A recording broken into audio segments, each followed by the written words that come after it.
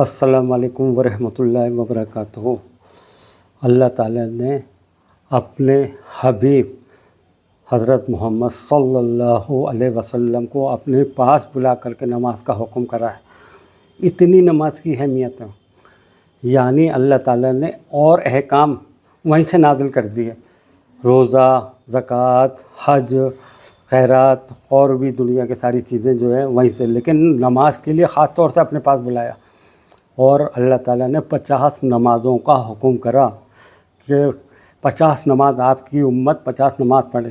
جب آپ لوٹ کے آئے تو حضرت موسیٰ علیہ السلام نے کہا کہ آپ کی امت یہ نہیں کر پائے گی، بالکل ہرگز ہرگز۔ جب میری امت نہیں پڑھ پاتی، دو تین نمازیں ہوتی وہ نہیں پڑھ پاتی تھی، تو آپ کی 50 کیسے پڑھے گی؟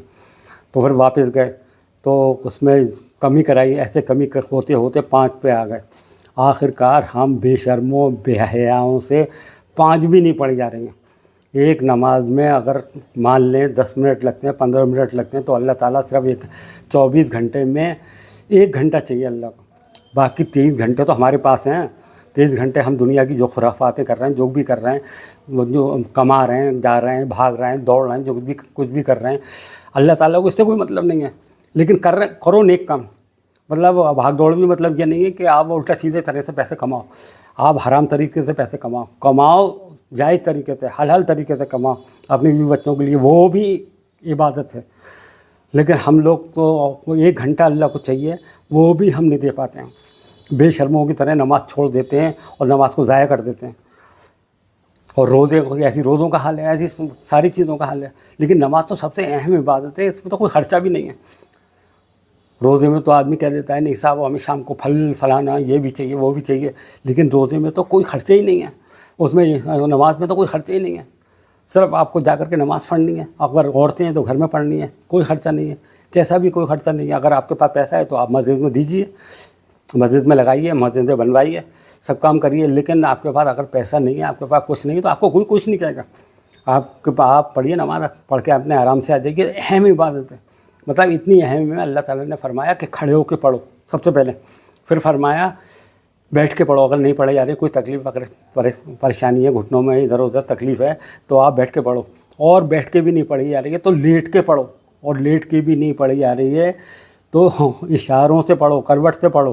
اتنا سخت حکم ہے، مطلب کسی بھی طرح سے معاف نہیں ہے۔ آپ اگر زندہ ہیں اور آپ کے ہوش حواس باقی ہیں تو آپ کو نماز معاف نہیں ہے، اور ہم بے شرموں سے نماز نہیں پڑھی جا رہی ہے۔ جب اللہ تعالیٰ نے جنگوں میں ہمارے نبی محمد صلی اللہ علیہ وسلم کو حکم کرا نماز کے لیے، نماز پڑھیے، تو وہاں پر آدمی مرے کٹے پڑے ہوئے ہیں، گھائل پڑے ہوئے ہیں، لاشیں پڑی ہوئی ہیں، اس کے باوجود بھی نماز پڑھنے کا حکم ہے۔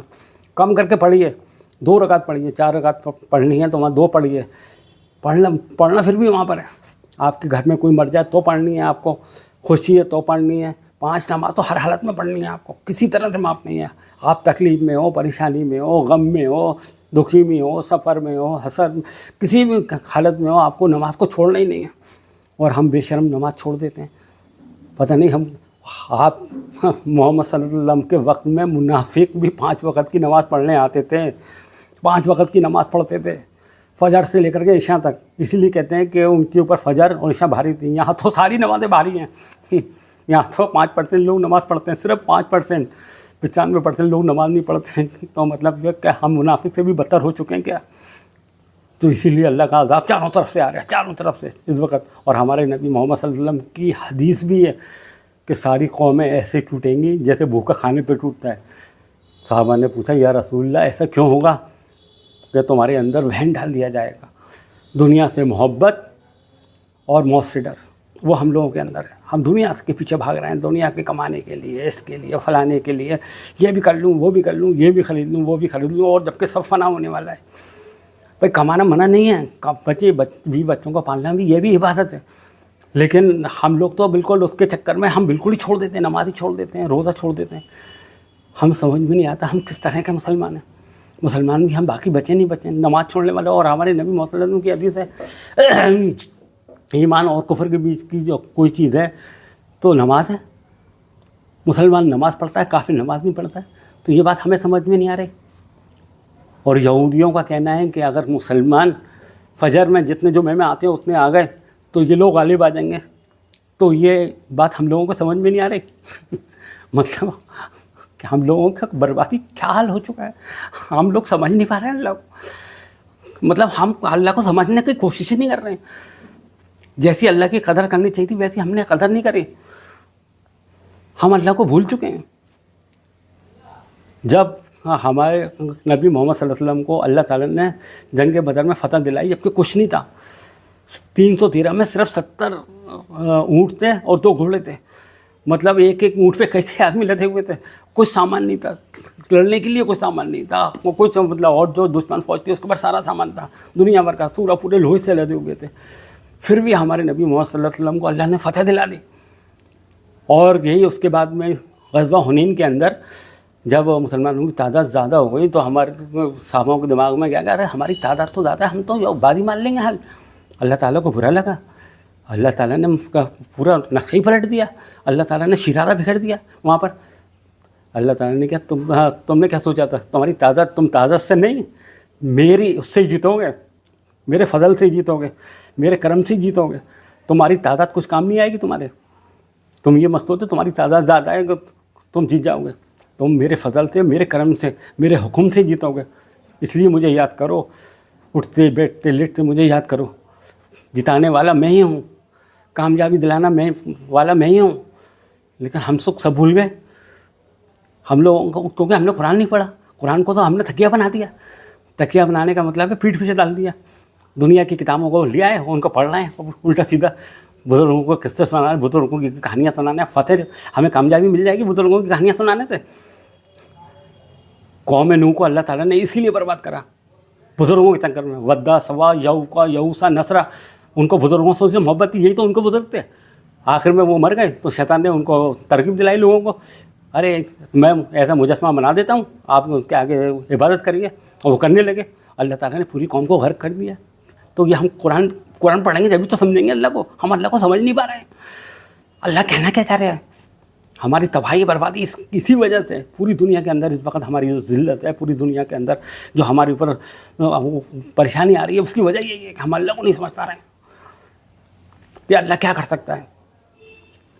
بنا ماں باپ کے آدم کو پیدا کر سکتا ہے, اور بنا شوہر کے جو ہے بچہ پیدا کرتا ہے, مریم کو اولاد دے سکتا ہے. اور زکریا علیہ السلام کو بڑھاپے میں جب ہڈیاں بھی بوسیدہ ہو گئی تھیں آپ کی اور سر چھولا مارتا تھا, تب اللہ تعالیٰ نے آپ کو اولاد دی. تو ہم کب سمجھیں گے, کب ہماری آنکھیں کھلیں گی, کب ہماری ذلت اور رسوائی ختم ہوگی. یہودیوں کو معلوم ہے یہ لوگ فجر میں آ گئے تو غالب آ جائیں گے, لیکن ہم بے شرموں کو سمجھ میں نہیں آ رہا. ہم تو بھاگ کتا بنے ہوئے ہیں. ہم تو کتا بھاگ, جلدی جلدی بھاگ. صبح سے شام تک گئے تھے بھاگنے میں لگے ہوئے ہیں. نہ نماز کا خیال ہے, نہ اللہ کا, نہ اللہ کے رسول کے. کھلے عام دھچیاں اڑا رہے ہیں. بے شرمی اور بے حیائی کی انتہا پہ پہنچ چکے ہیں. کب ہم لوگوں کی آنکھیں کھلیں گے. ہم کہتے ہیں کہ ہماری دعا اللہ قبول نہیں کر رہا, اللہ ظالم جو ہوتے ہیں وہ مار رہے ہیں, جو کر رہا ہے وہ کر رہے ہیں. ارے ہم دنیا کے سب سے بڑے ظالم تو ہم ہیں. جو نماز چھوڑے وہ سب سے بڑا ظالم ہے, دنیا کا سب سے بڑا ظالم. ایمان والا ہو کر کے اگر نماز چھوڑتا ہے وہ سب سے بڑا ظالم. اپنے اوپر ظلم کرتا ہے, کسی پہ ظلم نہیں کرتا, اپنے اوپر ظلم کرتا ہے. تو ہم تو اپنی جانوں پہ ظلم کر رہے ہیں, کوئی ہمارے اوپر ظلم نہیں کر رہا. کہنے والی بات ہے کہ وہ ظلم کر رہا ہے, وہ کر رہا ہے, وہ مار رہے ہیں, وہ مار رہے ہیں. ارے پہلے اپنے آپ کو تو دیکھو کتنا بڑا ظلم کر رہے ہو. آپ نماز چھوڑ کے سب سے بڑے ظالم ہو, دنیا کے سب سے بڑے ظالم. نماز چھوڑ کر کے آپ سوچو اللہ مدد کچھ نہیں, اللہ کے عذاب کا انتظار کرو میرے بھائیوں, اللہ کے عذاب کا انتظار کرو. تمہاری جو حرکتیں ہیں نا, ہماری جو حرکتیں ہیں اس سے اللہ کے عذاب کا انتظار کرو. اللہ مومنوں پہ ظلم کرنے والا نہیں ہے. اللہ ایمان والوں کا دشمن نہیں ہے. اللہ ہمارے دشمنوں کا کوئی دوست نہیں ہے کہ وہ اتنے سالوں تو 1.5-2 سالوں میں وہ آ گئے تو دنیا بھر کی توائیاں مچا رہے ہیں. اور اللہ سن لیا نہیں, سنے گا نہ, مار کے کتا نہیں بنا دیا نا, اس کا نام بھی اللہ نہیں. ابھی بھی سدھر جاؤ, ابھی بھی موقع ہے. اللہ سے توبہ استغفار کرو, رو اللہ کے آگے گڑ لڑاؤ. یونس علیہ السلام کی قوم نے جب عذاب دیکھا تو میدان میں چلے گئے, سارے لوگ جانوروں کو بھی لے گا, رو کے اللہ سے دعا کرے. اللہ نے عذاب ڈال دیا اور ہمیں سمجھ میں نہیں آ رہا, عذاب ہمارے سر پہ کھڑا ہے.